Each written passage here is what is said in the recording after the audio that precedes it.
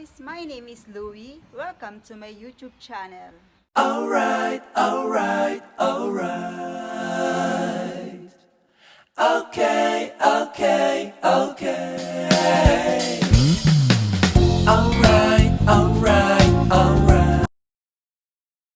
Hi guys! Kamusta po kayong lahat? Sana po ay okay lang po tayong lahat. Pray lamang po para malagpasan po natin ang mga problema po sa ating buhay at sa mga darating pa pong problema. Guys, first video ko po ito.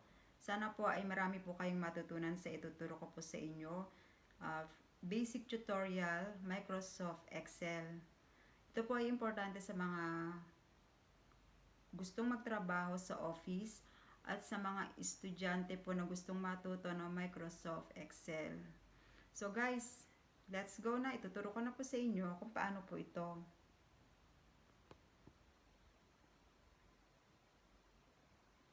Ayan na guys, na-start ko na yung computer. So pagka-start natin, so click the Windows logo. Hanapin nyo yung Excel or MSExcel. So, ito yun.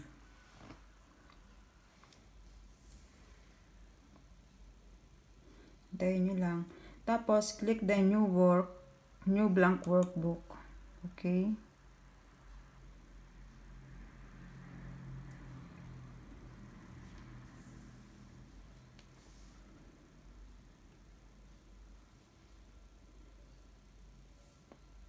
Ito ang itsura ng Excel. MSExcel. Ito naman yung kabuuan ng spreadsheet. Ito. First step na ituturo ko sa inyo. Ito, nakikita nyo yung sheet na yan. So, sa sheet na yan, pwede pa kayong magdagdag. Sa mga first timer to na, sa mga gusto mag-office work, okay. So, aksidente nyong na-click yung sheet. Nakadagdag na naman kayo ng new sheet. So, kahit ilang sheet pa po yan, pwede kayong magdagdag.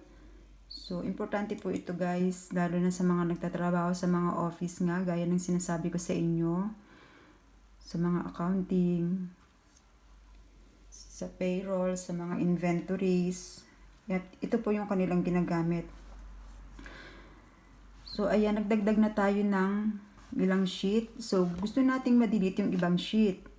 So, ang gagawin po natin,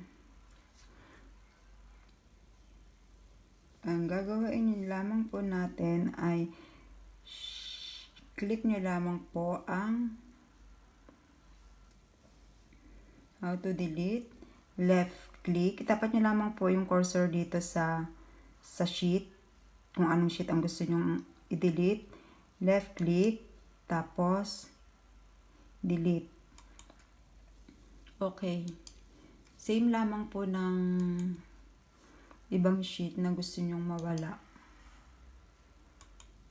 Okay guys. Ayan.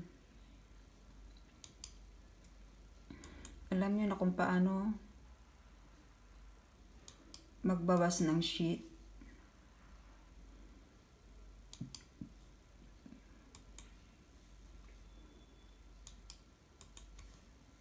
Halimbawa guys,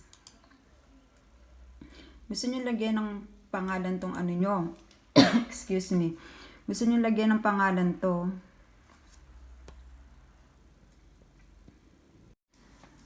Gusto nyo pangalan to ay rename. Rename nyo tong sheet. Kunwari, ang ilalagay nyo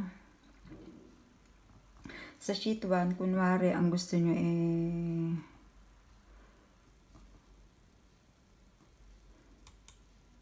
kung anong gusto nyo. I-click nyo lang to. Tapos, rename. Kunwari, ang ilalagay nyo, payroll. Enter nyo lang, or okay, ganyan, ayan, naiba na siya. Tapos, dito sa kabila, kung gusto nyo rin naman, dito, kung anong gusto nyo, kunwari,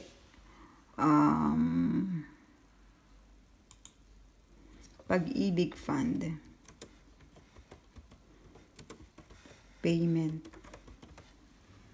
Ayan guys. Meron na kayo. Pag-ibig Fund. Wait, mali. I-rename natin.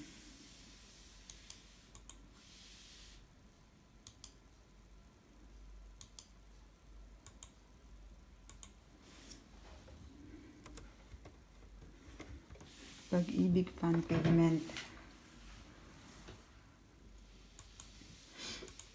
Ayan guys, nakabuo na tayo sa sheet. May papakita ko sa inyo na wait lang, nasaan ba yun? Na ginawa ko na siya. So okay, alam na natin yung mga sheet no? Kung ilang sheet pa ang gusto nyo. Sa step 2 naman, ituturo ko sa inyo, example po, sa column naman, ito yung tinatawag na column ha. Kung gusto niyo po mag-hide ng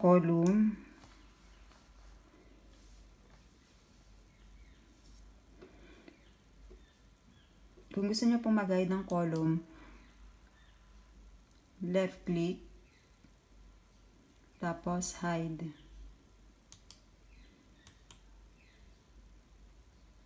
Okay? At kung gusto niyo naman siya makita,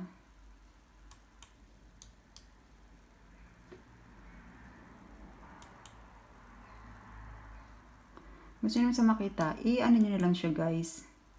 Hilahin nyo na lang. Para makita nyo siya. Ayan. Ulit. Hide. Pati itong wholesale, i-hide na rin natin siya. Kunwari ayaw nyo na sa kanila. Ayaw nyo na silang makita. Ayan na lang ang natira. Tapos, pero kung namimiss nyo naman sila, edi hilahin nyo lang sila.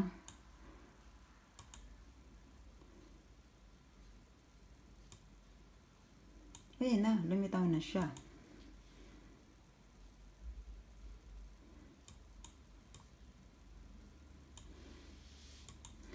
Okay na guys. Sa step 3 naman, ituturo ko naman po sa inyo ay hindi, wait lang. Kung paano pala mag-insert ng column.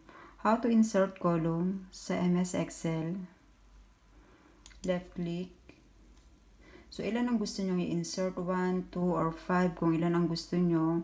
So, kunwari mag-insert tayo ng 2. 2, okay. Insert column 2. Ayan, meron na tayong column. Kung gusto nyo siyang palakihin, ayan. I-ano mo lang siya.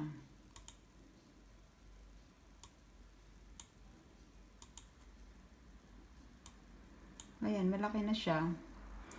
Pero kung gusto nyo silang i-delete, left click, delete column.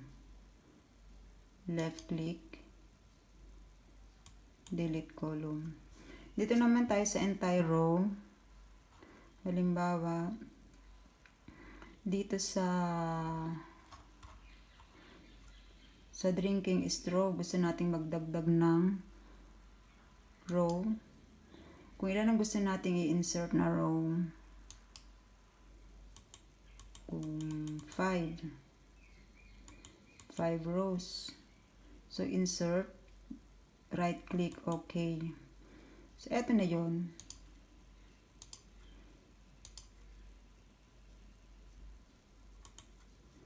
Kung gusto nyo saan lagyan ng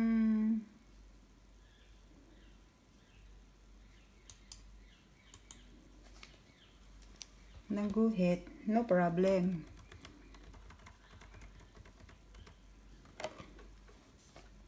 Eto siya. Okay guys. Kita nyo na.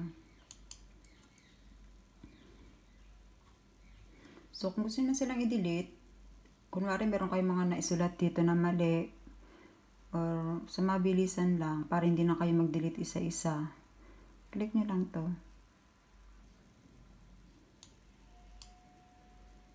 Lahat na.